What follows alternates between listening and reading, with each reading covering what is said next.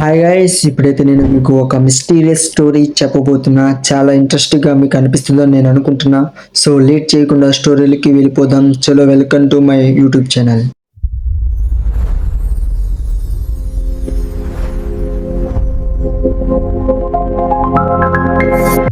ఈ స్టోరీ నిజంగా రియల్ లైఫ్లో జరిగింది. ఈ స్టోరీ పేరు వచ్చేసి the story of our lady of Fatima.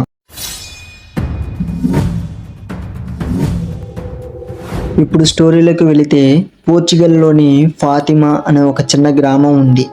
Lucia అనే అమ్మాయికి 10 సంవత్సరాలు ఉంటాయి.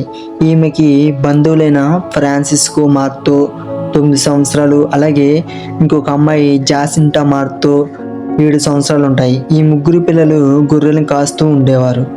ఎప్పటిలాగే గొర్రెలను కాయడానికి ఓ రోజు ఈ ముగ్గురు కలిసి వెళ్ళారు.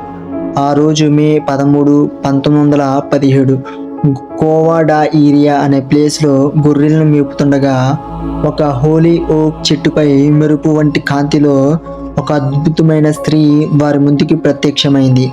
ఆమె సూర్యుడి కంటే ప్రకాశవంతంగా మెరుస్తూ చేతిలో జపమాలను పట్టుకుని ఉంది. ఆమె ఇంకా ఎవరో కాదు, యేసుక్రీస్తు తల్లి అయిన మేరీ మాత. మేరీ మాత వారి ముందు ప్రత్యక్షమయ్యి ఆ ముగ్గురి పిల్లలతో ఇలా మాట్లాడిందంట. రాబోయే 6 నెలల వరకు ప్రతి నెల 13వ తేదీన నన్ను కలవడానికి ఇక్కడికి రండి అని వారితో అన్నారంట.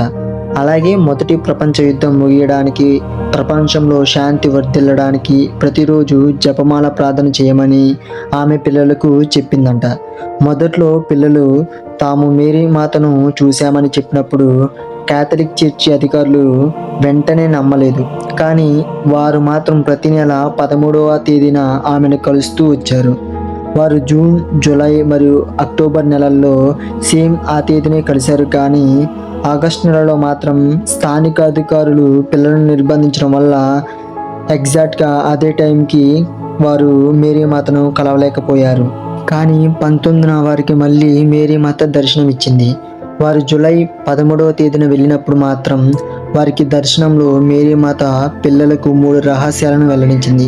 మొదటి దర్శనం ఏంటంటే, పాపులు వెళ్ళే నరకం ఎంత భయంకరంగా ఉంటుందో చూపించడం. ఆ నరకం ఎలా కనిపిస్తుందంటే, ఆ ముగ్గురు పిల్లల కళ్ళ ముందే భూమి ఒక్కసారిగా పెద్దగా చీల్చుకుపోయింది. ఆ చీలుకులో విశాలమైన అగ్ని సముద్రం కనిపించింది. ఆ అగ్నిలో భూమిపై దేవునికి విరుద్ధంగా పాపాలు చేసి చేరుకున్న మనుషుల ఆత్మలు ఆ అగ్నిలో పైకి లేస్తూ మళ్ళీ కింద పడుతూ భీకరంగా కాలుతున్నాయి. ఆ ఆత్మల నుండి వస్తున్న బాధాకరమైన కేకలు, ఏడుపులు, అరుపులు చాలా దారుణంగా ఉంది. ఆ శబ్దాలు విన్న పిల్లలు భయంతో వణికిపోయారు. ఆ ఆత్మలతో పాటు వీరికి దెయ్యాలు కూడా కనిపించాయి. ఇలా దారుణంగా ఉంది వారు చూసిన నరకం. ఇక రెండవ రహస్యం ఏంటంటే, మొదటి ప్రపంచ యుద్ధం ముగింపు, అలాగే రెండవ ప్రపంచ యుద్ధం హెచ్చరిక. రష్యా దేవుని వైపు తిరగకపోతే ప్రపంచంలో కమ్యూనిజం వ్యాపించి మరింత పెద్ద యుద్ధం అంటే రెండవ ప్రపంచ యుద్ధం వస్తుందని హెచ్చరించడం. అలాగే మూడో రహస్యం ఏంటంటే, పోపుపై దాడి. పోప్ అని ఎవరిని అంటారంటే, క్యాథలిక్ చర్చ్ అధిపతిని. ప్రపంచవ్యాప్తంగా ఉన్న దాదాపు 130 కోట్ల మంది రోమన్ క్యాథలిక్ క్రైస్తవులకు పోప్ ఒకే ఒక ప్రధాన నాయకుడు ఉంటాడు. వీరు ఏం చేస్తారంటే, వాటికన్లో క్రిస్మస్, ఈస్టర్ వంటి పండుగల రోజుల్లో ప్రత్యేక ప్రార్థనలు నడిపిస్తారు. ఇంకా క్యాథలిక్ క్రైస్తవులకు గురువుగా ఉండి చాలా పనులను నిర్వహిస్తాడు. అయితే అసలు విషయానికి వస్తే, మూడో రహస్యం పోప్పై దాడి అని చెప్పాను కదా. అది ఏమిటంటే, ఒక కొండపై పెద్ద శిలువ ఉంది. తెల్లటి వస్త్రాలు ధరించిన ఒక బిషప్ అంటే పోప్ గారు పాడుబడిన, సగం శిథిలమైన ఒక నగరం గుండా నడుచుకుంటూ వెళ్తున్నారు. ఆయన దారిలో ఉన్న శవాలను చూస్తూ బాధతో ప్రార్థిస్తూ వెళ్తుండగా కొండపై ఉన్న సైనికులు ఆయనపై తుపాకులతో, బాణాలతో కాల్పు జరిపి చంపివేశారు. అలాగే ఆయనతో పాటు అనేక మంది బిషపులు, యాజకులు, విశ్వాసులు కూడా చనిపోయారు. ఇలా 3 రహస్యాలను మేరీ మాత ఆ పిల్లలకు వెల్లడించింది. కానీ ఈ 3 రహస్యాలను వారు వెంటనే బయటకు చెప్పలేదు. నిజానికి ఈ రహస్యం 1917 జూలై 13నే చెప్పారు. కానీ లూసియా ఆ రహస్యాన్ని దాచింది. ఆమె 1944లో ఈ 3వ రహస్యాన్ని ఒక కాగితంపై రాసి ఒక కవర్లో పెట్టి సీల్ చేసి వాటికన్కు పంపించారు. లూసియా ఆ కవరుపై ఈ రహస్యాన్ని 1960 కంటే ముందు తెరవకూడదు అని రాశారు. ఎందుకంటే అప్పటికి కానీ ప్రపంచం ఆ సందేశాన్ని అర్థం చేసుకునే స్థితికి రాదని ఆమె భావించారు. 1916లో అప్పటి పోప్ జాన్ ఆ కవరు తెరిచి చదివారు. అందులో ఏముందంటే ఇందాక చెప్పినట్టు పోప్ ఎలా చనిపోతారో రాసి ఉంది. ఇలా మొత్తం చదివిన ఆయన పోప్ చంపబడటం, చర్చిపై దాడులు ఇలాంటివి ప్రజల్లో భయాందోళనలు కలిగిస్తాయని భావించి దానిని రహస్యంగా ఉంచాలని వాటికన్ నిర్ణయించింది. కరెక్ట్గా ఆమె రాసినట్టుగానే 1981లో మే 13న సెయింట్ పీటర్స్ స్క్వేర్లో ప్రజలను కలుస్తుండగా పోప్ జాన్ పాల్ పై మొహమ్మద్ అలీ అగ్గా అనే వ్యక్తి కాల్పులు జరిపాడు. బుల్లెట్లు ఆయన శరీరంలోకి దూసుకెళ్లిన ఆయన చావు అంచులోకి వెళ్ళి ప్రాణాలతో బయటపడ్డారు. ఈ దాడి జరిగిన తర్వాత హాస్పిటల్లో కోలుకుంటున్న సమయంలో పోప్ జాన్ పాల్ వాటికన్ రహస్య గదిలో దాచబడిన ఆ ఫాతిమా 3వ రహస్యం పత్రాన్ని మళ్ళీ తెప్పించుకొని చదివారు.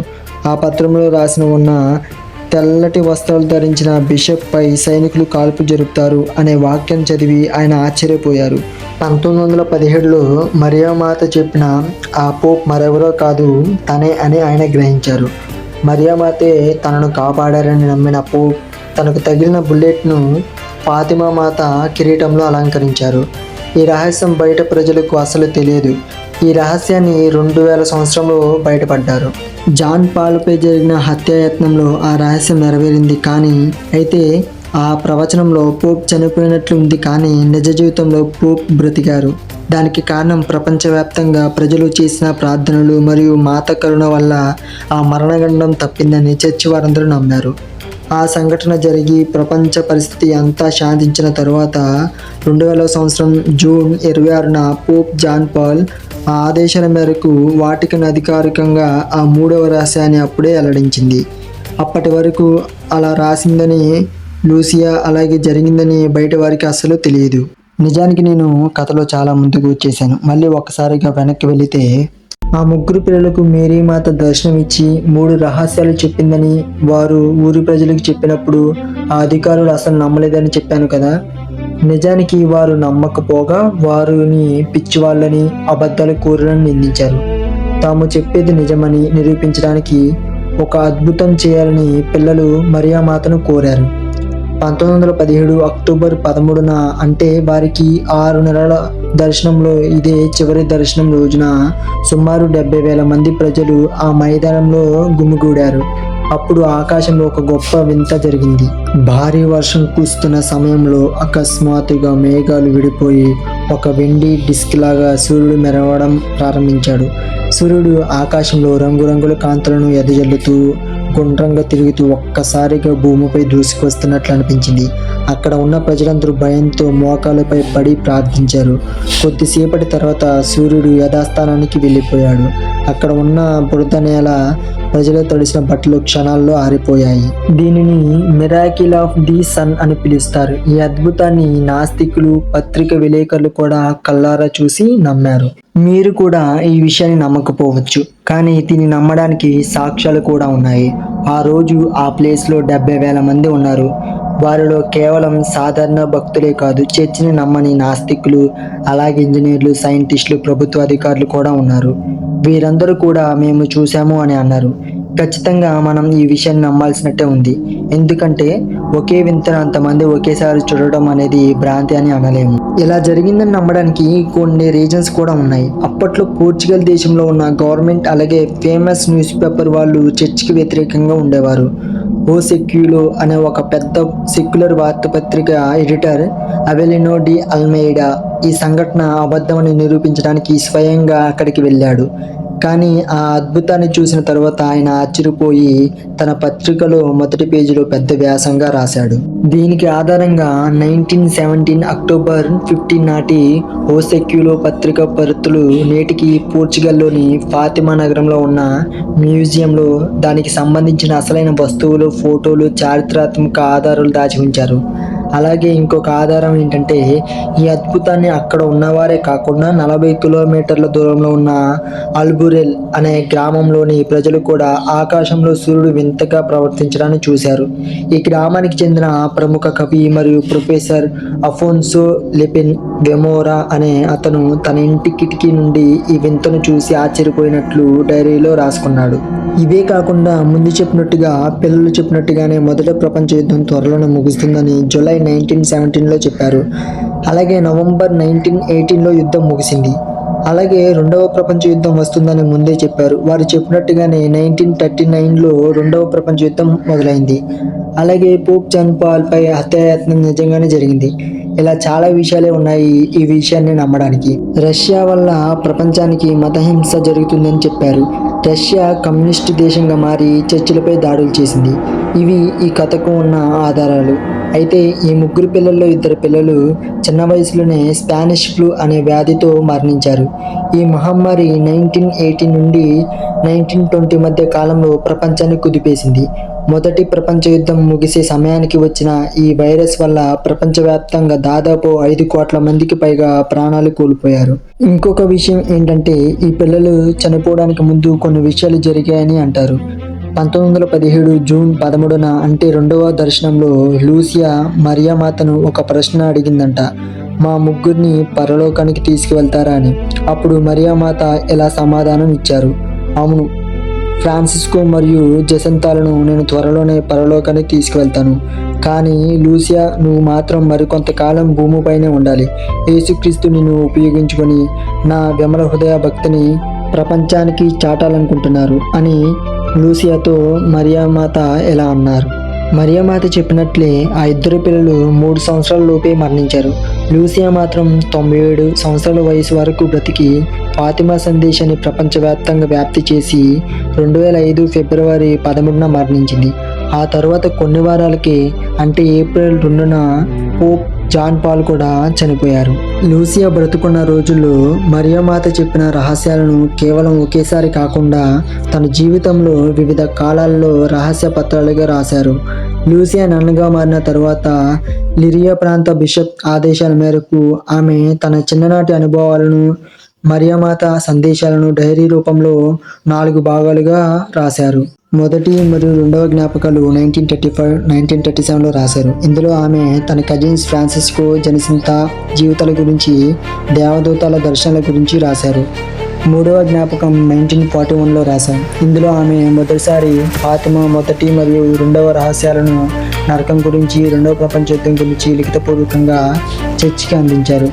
4వ జ్ఞాపకం 1941లోనే మొదటి రెండవ రహస్యాన్ని గురించి మరిన్ని స్పష్టమైన వివరాలు రాశారు. లూసీ రాసిన ఇతర రహస్యాలు ఏంటంటే పొంటెవెట్రా దర్శనాలు, 1925 మొదటి శనివారం భక్తి. 1925లో లూసియా స్పెయిన్లోని ఒక కాన్వెంట్లో ఉన్నప్పుడు మరియమాత ఆమెకు మళ్ళీ ప్రత్యక్షమయ్యారంట. మానవాళి పాప పరిహారం కోసం ప్రతి నెలలోని మొదటి శనివారం ప్రత్యేక ప్రార్థనలు, పాప సంకీర్తన, జపమాల పూజలు చేయాలని చెప్పారు. దీనిని కూడా లూసియా రాసి చర్చి అధికారులకు ఇచ్చారు. ఇంకొకటి తుయి దర్శనం 1929 జూన్ 13న లూసియాకు ఇంకొక దర్శనం వచ్చింది. అదేంటంటే ప్రపంచంలోని అన్ని దేశాల బిషప్లతో కలిసి పోప్ గారు రహస్యంగా ఉన్న రష్యా దేశాన్ని నా విమల హృదయానికి సమర్పించే సమయం వచ్చింది. అలా చేస్తే రష్యా వల్ల ప్రపంచానికి వచ్చే ముప్పు తప్పుతుందని దర్శనం కలిగింది. ఈ సందేశాన్ని కూడా లూసియా లేఖ రూపంలో రాసి అప్పటి పోప్ గారికి పంపించారు. ఇక చివరిగా లూసియా రాసిన చివరి పుస్తకం ఏంటంటే calls from the message of Fatima అనే ఒక సంపూర్ణ పుస్తకాన్ని రాశారు. మరియమాత ఇచ్చిన సందేశాలను నిత్య జీవితంలో ఎలా పాటించాలో ఆమె ఈ పుస్తకంలో వివరించారు. లూసియా బ్రతుకున్నప్పటి వరకు మరియమాత చెప్పిన ప్రతి రహస్యాన్ని, సందేశాన్ని చాలా జాగ్రత్తగా గ్రంథం చేసి వాటికన్ ద్వారా ప్రపంచానికి అందేలా చేశారు. ఇది the story of our lady of Fatima కథ. 2017లో అంటే ఈ సంఘటన జరిగిన 100 సంవత్సరాలు పూర్తయిన సందర్భంగా పోప్ ఫ్రాన్సిస్ గారు ఫ్రాన్సిస్కో మరియు జనింతలను పునీతులుగా ప్రకటించారు. పునీత్ అంటే దీనికి పవిత్రమైన అర్థాలు ఉన్నాయి. పరిశుద్ధమైనది, పవిత్రం చేయబడినది, పాపాలు లేనిది వంటి అర్థాలు ఉన్నాయి. సో ఈ మిస్టీరియస్ వీడియో మీకు నచ్చినట్లయితే ప్లీజ్ లైక్ చేయండి. ఇలాంటి వీడియోలు మళ్ళీ మీ ముందుకు తీసుకురావాలంటే సబ్స్క్రైబ్ చేసుకొని బెల్ ఐకాన్ని ఆన్ చేసుకోండి. Okay, thank you, bye bye.